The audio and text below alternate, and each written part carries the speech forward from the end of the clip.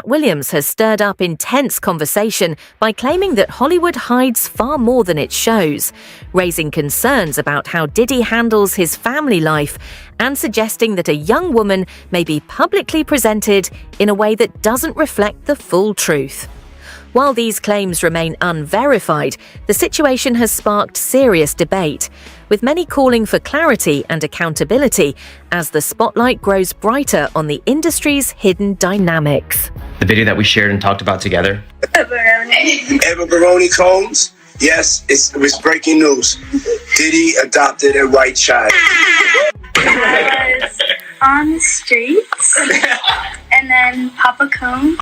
I did some digging around and found some old photos that go back many years. She was with him when she was very, very young, so she is in fact his adopted daughter. Some are saying this woman in the background here is her mother, but nothing is confirmed. You can see she's been with him in interviews, hanging out with Diddy's daughters. She was seen everywhere with Diddy's daughter. Here's another one. And I mean, they go way back. And here's a few more. So it shows that, yes, indeed, they spent time together and they grew up together. This is in fact their sister and Diddy's adopted daughter. However, I found a video that is so suspect. I want you guys to check it out and tell me what you think. This is my life. I have a lot of cars now. This is because I am a great father, but I'm sleeping with the girl. Tell me, who do you have a crush on? Tell daddy the truth. I don't know about you guys, but that video and the way Diddy's acting raises so many questions. So many are asking, where's Eva Baroni Combs now? This is the most recent photo I found. There's another one I'm going to show you, which is this one right here. But sisters and Diddy are nowhere to be found. She's all alone. So what do you guys think? A recent clip shows Diddy seated beside a teenage girl who gently introduces herself as Ava, sharing that she's a Scorpio. When he asks for her full name, she first says Ava Combs, then quickly changes it to Ava Barron, creating an awkward moment. Diddy then mentions having permission from her mother, a comment that raised questions among viewers. He later gives her a brief cheek kiss after she refers to him as Papa Combs, and she goes on to describe meeting his twin daughters, Delilah and Jessie, when she was very young. While nothing in the footage confirms any wrongdoing, the unusual interactions have sparked discussion and calls for better clarity around the context of their relationship. I'm a Scorpio. No. What's your last name? Ava Combs. What's your other last name? Ava Baroni. Eva Baroni Combs, yes, it was breaking news. Diddy adopted a white child. I want you to tell them the story about how I adopted you. But you still have beautiful parents that, but you're my child also. But please tell the story. So, I was on the streets, and then Papa Combs decided that he would like to be a caring man. So then he saw me and decided to pick me up and said to come inside and play with his kids.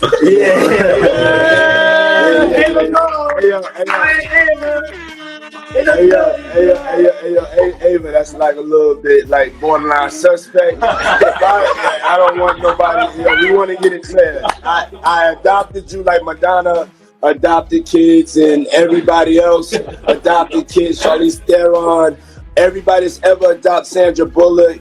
I adopted you because I felt that you could, enjoy also having a black parent to take care of you and help you out. So just clarify it, because it's crazy out here online. So I played with the kids and I got permission from your mother, and say all of that, just make it, because it's crazy out here. Well, I met Jessie and Delilah when I was 6 months old. 6 months. And then we basically are sisters, all four of us. So, and 6 months is then crazy. I always come over. Yeah. And it's Ava Baroni Combs. Let's go. An Instagram fan page once shared photos of Ava spending time with the Combs twins and calling her their close friend. But when the clip began circulating, TMZ reported that Diddy had never adopted Ava Barron and that the video was simply a scripted bit. Even so, viewers questioned why Ava appeared uneasy on camera, why the skit was made in the first place, and what the intended message was. Some online commentators have speculated about motives or deeper meaning, especially when tying the moment to past rumours and commentary from public figures like Jaguar Wright. But none of these claims have been verified. What is clear is that the video sparked confusion, prompting many people to call for more transparency rather than jumping to conclusions about the individuals involved. The little white girl that Diddy adopted. Where did he get her from? Was she the pick of the litter? Those poor babies. You know, people should go back and do a little research in the 90s, especially in the mid-late 90s and early 2000s. The diddler used to throw white parties in Bangkok and Dubai and in Morocco, where child prostitution is legal.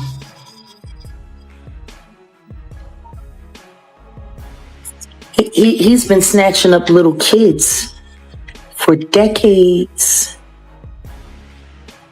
I also heard that he was banished from certain hot spots where child prostitution is legal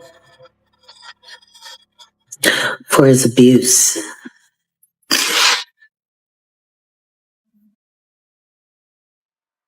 Hey, thanks for Flavor Camp, huh? I hate when people choose not to believe me. Court-related rumours circulating online have only added to concerns for Ava, with some filings and commentary suggesting that Diddy's household has faced serious scrutiny, and that Ava's situation, whatever it truly is, deserves caution and clarity. Reports from June noted that as Diddy's federal trial on major charges neared its conclusion, both he and his son Justin were named in a new civil lawsuit alleging misconduct from years earlier, though none of those claims have been proven in court. Additional speculation has also surfaced online about Justin's parentage, with figures like Gene Deal discussing long-standing rumours without providing verified evidence. Altogether, the mix of legal disputes, public speculation, and unconfirmed stories has created a tense atmosphere that highlights the need for facts, transparency, and responsible reporting rather than assumptions about anyone involved. Do you think Diddy is actually Justin's father? I wasn't there. You know, but I make indie windows like, damn, how your son look like your best friend? If he like it, I love it. And listen, and it don't matter now, you know, everybody grown, but it's just like when I look at Justin and I look at Christian and I look at Chance and Delilah and Jesse James, I'm like, he's the oddball. And I know they got different moms, so I get it. Right. But I'm like, I don't know about that one. You don't see Diddy in him at all. Not even his build or his height, nothing. Like, it's people that said that he looked like Wolf, but I wasn't there. Okay. And by Wolf, you mean Anthony Wolf Jones? Yeah, Anthony Wolf Jones. Yes. And I wouldn't say that, you know, Misha says Diddy, Diddy says his. They happy? I'm ecstatic. Okay. You were even the Manny for Quincy and Christian and Quincy, right? Huh? The Manny, the male nanny or something. Nah, I don't know what you talking about. Nanny, Manny. You were secure though, but something. But you basically no, we don't do that Manny shit. Okay, okay. Yeah, what I was that when we go out, you know, I took. Christian was a baby. You know what I'm saying? When I was around them, Christian was 1 year old and all, like a newborn 1 year old.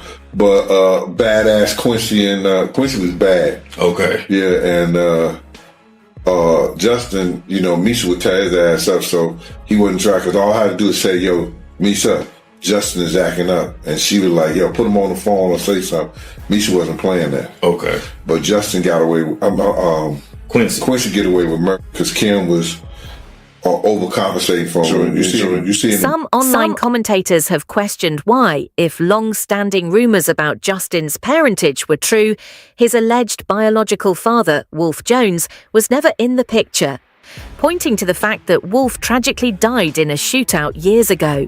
Figures like Gene Deal have publicly speculated about the circumstances surrounding that incident, offering theories without verified evidence, which has only fueled more discussion across social media.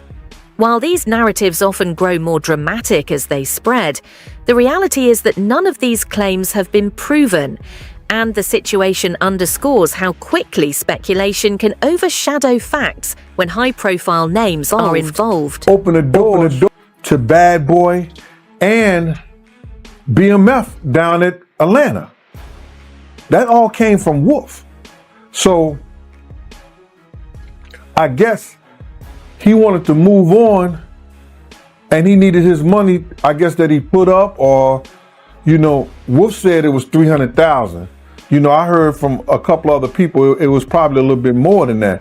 But Wolf, I heard him say in the office, I had $300,000, man, when I first started messing with you, bro. I had $300,000. You understand? And I just want my money. I'm gonna stop. And then Puff said, yo, I'm gonna get your money. I'm gonna get your money. When I do this Universal, I think a Universal deal or something like that, he said, I'm gonna get your money. And so the same people that Puffy was leaving Wolf for, and the same people that Puffy told Wolf he was leaving him for, it's the same people that ended up in Wolf. That's wild, man. Well, he told Wolf he didn't need Wolf no more. He said, I don't need you no more. And he said Meech told him, that he didn't need Wolf no more. And he told Wolf that. And Wolf, it was like putting a battery in Wolf back, because Wolf did say this in the office. He said, nigga, them niggas ain't tough as you think they are. He ain't tough. Meech ain't like that. He ain't tough as you think. I'm gonna show you. So I think it was a battery put in Wolf back, but then in the instance when you are mad and upset, you ain't got your money, and then this chick is acting up or going crazy over here. One thing led to another. Anthony Wolf Jones was known as a loyal friend and longtime bodyguard who had been with Diddy since the early Bad Boy Records era, standing beside him through the chaos, fame, and volatility of that world, including the tense aftermath of the 1999 Manhattan nightclub incident. But in 2003, everything shifted when Wolf and his friend Lamont Gertie were tragically killed outside an Atlanta venue called Club Chaos. What was supposed to be a routine night out escalated when an argument reportedly broke out, eventually erupting into gunfire that ended both men's lives. While many details have been retold over the years, the confirmed facts paint a picture of a fast-moving environment where conflicts could turn dangerous in moments, leaving a lasting impact on everyone connected to the tragedy. Putting the battery in Wolf back, talking about, I don't need you no more. When I do this Universal deal, I'm gonna give you $300,000 and leave you the f alone. Wolf said, you could never leave me alone. You understand? He said, but them guys ain't tough like you think they are. So he putting a battery in this kid's back. I'm listening to all this shit right there, but Wolf don't care. He said, yo, them ain't like that. I'm telling you. He ain't like that. You understand? Papa was talking about, I don't need you no more. I don't need you no more. You understand? I'm good. So whatever happened to them in Atlanta, happened to them in Atlanta. Wolf decide to, when they come outside, he shoots at Meech and them, which caught Meech in his buttocks. If you get caught in the buttocks, you're going in the opposite direction. So you didn't want it. Meech ain't want to do nothing to him because Meech had enough people and he had enough crew outside that he could handle that stuff. But the dude who got close to Wolf was the dude that he put down with BMF. It was his dude from Brooklyn that he put down because he needed some money. He was a shooter. Yo, Meech, look out for my man. put them on your payroll. You need somebody to do work for you, just like that. Whoop they whoop. Police recovered several weapons at the scene, and before long, rumors began spreading that the shooting involved far more than a simple dispute outside a club, with some speculating about possible tensions involving the Black Mafia family, widely known at the time for its influence and notoriety. People familiar with the circles Wolf moved in claimed there had been friction building in the background, and figures like Gene Deal later said they sensed trouble long before the tragedy occurred. While these theories have circulated for years, none of them have been proven, and much of what's discussed today comes from speculation rather than confirmed findings, leaving the true motivations behind the incident largely unclear. Blase, blase, whoop-de-whoop. I gotta have this, or these guys it's gonna be a problem in the street. Here go this. You can use this until I can get it back to it. This nigga said, what? I can't do that. Understandable, whatever the situation was. My man died the day after my birthday. Turns around, tell Wolf, I'm gonna give you your $300,000. Wolf is the one who brought me back into Bad Boy, or brought me back into Bad Boy, because I was there before Wolf himself. Wolf's mother let me hear something that the the drug enforcement, the prosecutor from Atlanta, that Puff told Meech, go ahead and do what you got to do, when him and Wolf and them was beefing outside. I heard Wolf say out of his mouth, I'ma show you them niggas ain't that. I knew he was building up the atmosphere between Meech and Wolf to go at it. Do you hear me? Wolf get by some kids from BMF. Actually, the dude that he put down with BMF. This nigga brags about cussing Wolf's mother out. And I'm gonna call his name out. He bragged to his cousin, Ak. So you niggas in New York, if y'all don't believe what I'm saying, ask Ak.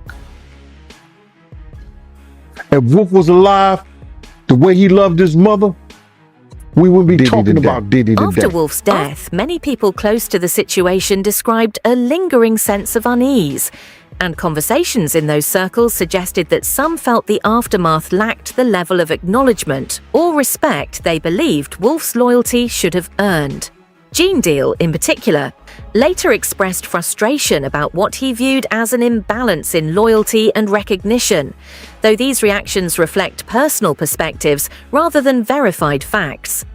As with much of the story, public reactions have been shaped more by emotion, interpretation, and long-standing tensions than by confirmed details, leaving the narrative complicated and largely subjective. Even after all that, I still say this nigga from a situation he had in North Carolina. So, I don't care, bro. But I will not let this name go down as if he was this greatest thing that ever happened to hip hop. When the dudes that loved him the most and showed them love by protecting him, giving him that Bad Boy logo, and being, yo, bruh, the same game. When that nigga caught that situation in the city college, couldn't pay his rent, couldn't pay his car note. D was getting money up from nigga to get to this nigga. What do you ever do for the same game? But shout out, that's my crew, same game.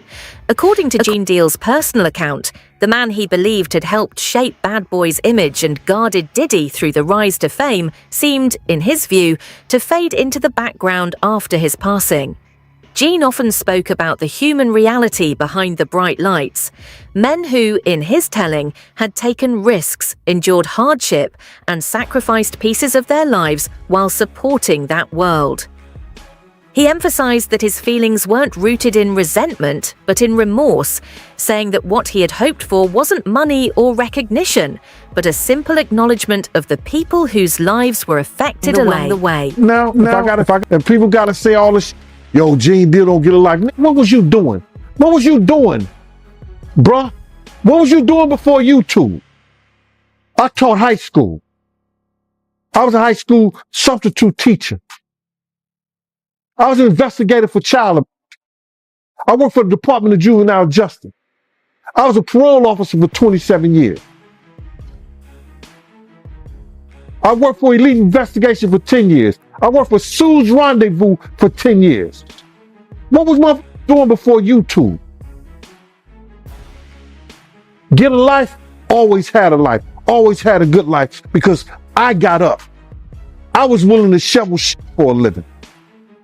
My satisfaction, all I ever wanted that nigga to do before I even started this shit, I talked to Chaz, told Chaz, talked to Zip, told Zip, talked to Slick. I even talked to D-Rock at. Let me and this dude sit down. We need to have a conversation about this whole shit, bro. All I wanted was this nigga to apologize. And he never did. They made billions off him, gave him a million.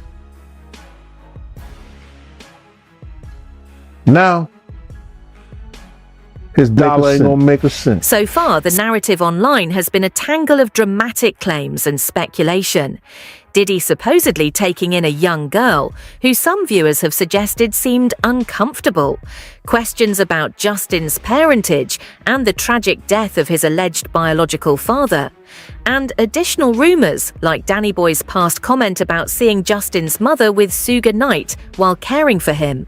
While these stories have circulated widely, it's important to note that much of it is unverified and fueled by gossip, creating a highly charged but largely speculative picture of events. How many times was you around them when they were hanging out? About 4 or 5 times. So tell me some other stories, man, about Suge Knight hanging out with Lisa. Because at this time, I mean, it just felt like they was dating. Felt like they was dating all the time. Was she doing that behind Puffy back? Yeah, for sure, man. Whatever her first son was, like, he would be at the studio with me. Justin, I remember Justin being in the hotel with me. With me. Like us just chilling while they chilling. And he's a little bitty boy. She's buying him shit. She bought him this red jacket that says 662 on it. I remember that leather jacket. So here's the thing, man, with Bad Boy. Because you got all these females that was on Bad Boy or they was affiliated with Bad Boy. And me hearing all these stories from you, Reggie Wright, all these people that tells these stories, it seems like it's a pattern, right? You got Faith Evans. She was going through it with Biggie, so she was coming to LA and she was messing around with Tupac.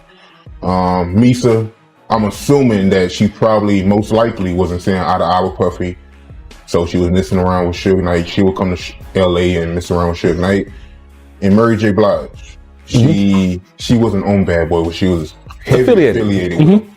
And you was messing with her, and Tupac was messing with her. Yeah. So I want to get your opinion on that, man. Like, what was the deal with them females on Bad Boy, man? Like, shit, what's the deal with all of them? It ain't shit changed. We just focusing in on it being now. Most females is in the industry that's all they mess with is industry niggas.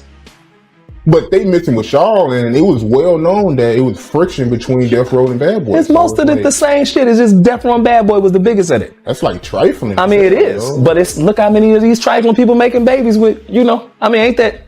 Don't one of them dudes got a baby with Bow Wow mama, baby mama, like right. This is what they do. A pattern begins to emerge in online discussions about Diddy's reported behavior, suggesting that concerns about his treatment of children extend into how he interacts with partners and close associates. One former bodyguard, known as CC, recently shared claims about the extreme measures Diddy allegedly used to exert control, including threats and bizarre rituals. While these accounts are sensational and widely circulated, they remain unverified, highlighting how rumors and dramatic storytelling can quickly shape public perception even without confirmed evidence. And he plays with dark magic. These are facts. And you always see these people who have these meteoric rises. Nobody's giving them, nobody's backing them. They just like they did it from the ground up. And the trade-off with that is you have to perpetuate darkness. Look at how many people he affected negatively. That was his trade-off to gain what he had. His former bodyguard, Gene Deal, said he seen him doing a ritual where they killed a dove. What is that? And I feel like it's being overlooked because they see him doing the dance moves with the baggy clothes. You know, some of the ladies in his videos were transsexual ladies. You got to really look at what's going on.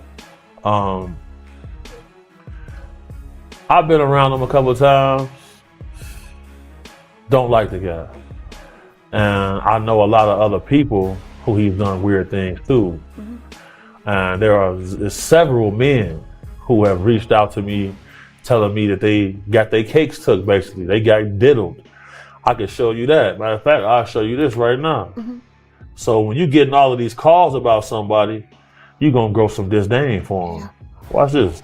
I got all the receipts because you know how many dudes hit me up, young men, showed up to his studios to get a job, and he convinces them to do something crazy and then don't give them a job? It's not cool.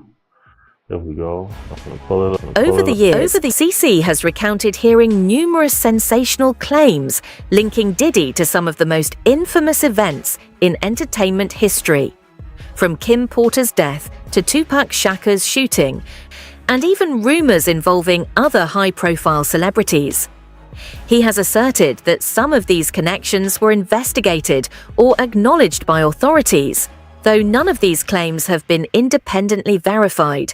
The stories, whether true or exaggerated, have fueled a swirl of speculation and intrigue, keeping Diddy at the center of some of Hollywood's darkest and most persistent rumors. There have been allegations that Diddy messed up Justin Bieber. He poisoned Jamie Foxx. He got Tupac shot. You know, he's responsible for Tupac's.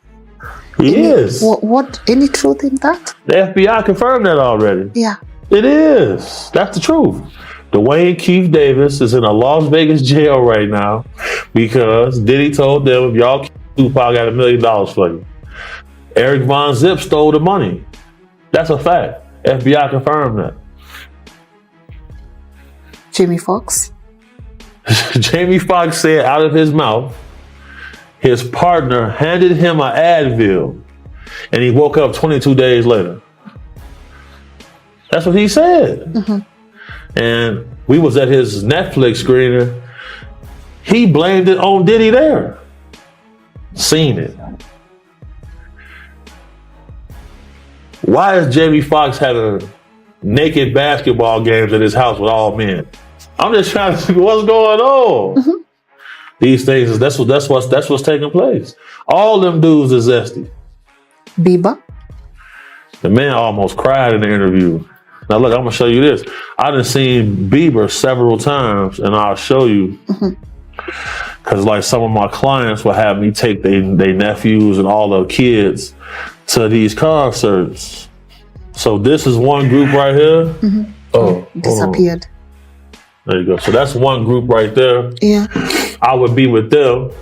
They come from a well-off, wealthy family, you know. Yeah. I would take them and I would see Bieber backstage with these people.